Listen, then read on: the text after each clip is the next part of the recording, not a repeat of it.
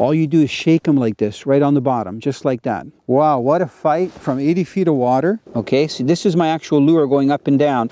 Look at this, Dave.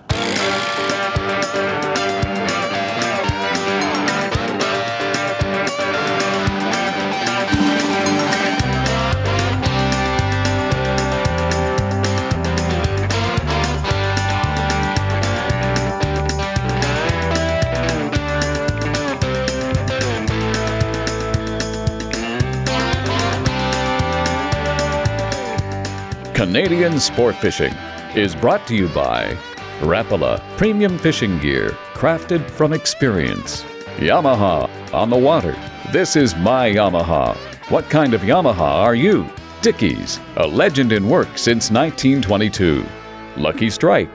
More fish fight with a Lucky Strike.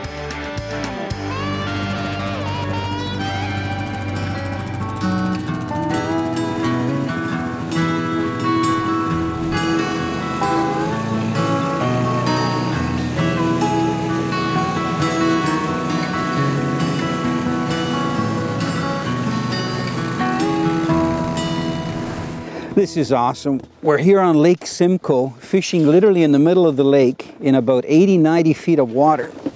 And we've got a very mild day. Dave, did you see me fighting that fish from over there? I do see. I'm just running through the slush. I was just telling the viewers that we've got this nice mild day and we're in the middle of the lake. You know, with the mapping system, I was looking where we are, and we are literally in the middle of Lake Simcoe. Simcoe. About 6 miles out. Maybe? Yeah.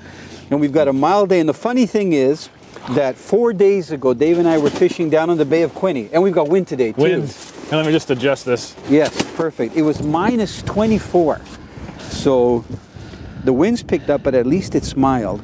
Now this fish is not thrashing around and taking long runs like a lake trout, so I've got a feeling it's a whitefish. Did you see it come in at all? Well, you know, all I saw was the bands of baitfish going through. Were you marking baitfish on your sonar? I was. So, and I just kept jigging. It was hard not to fall asleep because I had my heater on and just thunk, you know, dead weight, and I set the hook. That's what it is here. Oh, he's pulling line out. It's a waiting game. And you got to be ready, and your muscles get. I'm surprised it actually got it. So I've got to go slow because when you get up close to the hole, they start doing donuts around the thing. So hopefully he's not going to get off.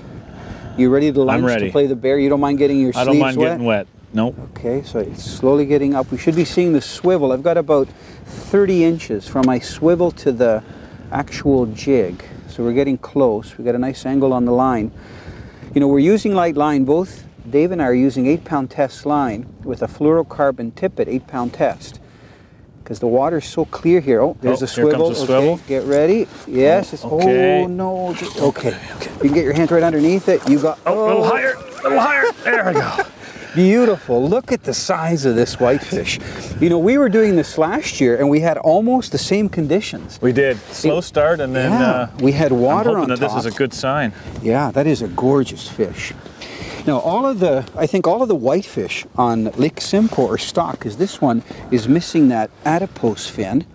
See if I can get that hook. They've got such small mouths. You know, when you look, when you look at the size of their mouth, if you can hold it up, Dave, it might be hard without it flying out of your hands. It's okay. There's lots of water on the ice. It's like a live well out here. If you can hold them up higher, look at how tiny, for the proportion of the body, how tiny that mouth is. So they're definitely a bottom feeder, but sometimes they will suspend. You know, I hear of guys fishing in the summertime for lake trout with fluttering spoons, and every once in a while they'll get a whitefish. They'll get a whitefish. Yeah, suspended. Now he's got to be about 5-6 pounds. Yes, he's a long solid, fish. Meaty. Yeah? And there's that missing adipose fin. So I think that's a stocked fish, definitely. Okay, well, let's put him back. He should take off. We're going to keep some other ones, but this is the first one.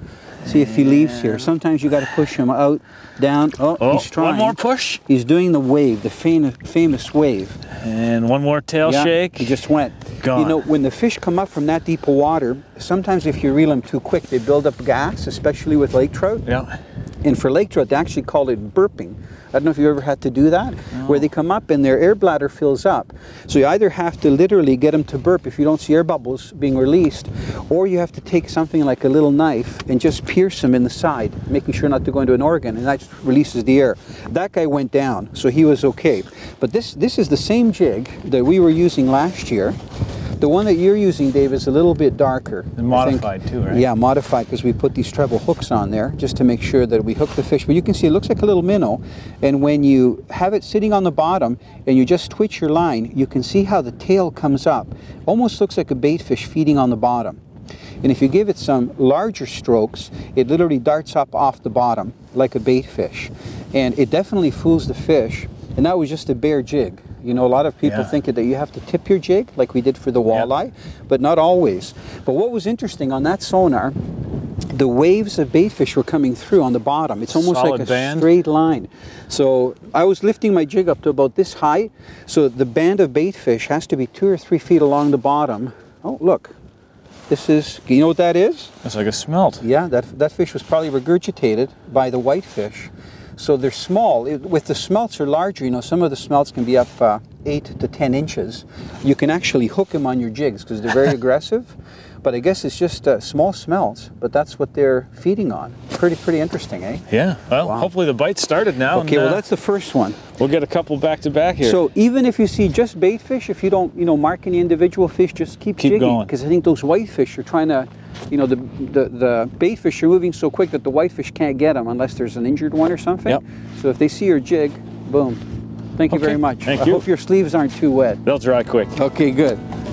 Dickey's Sport Fishing Sweepstakes. I was fishing for rainbow and I wanted to put on a Charlie lure. I asked my dad and he said that okay, but you wouldn't catch anything. Then 20 minutes later, I had the fish on my line. It was a pretty big fight. I really like to fish with my dad because he takes me out and it's really fun.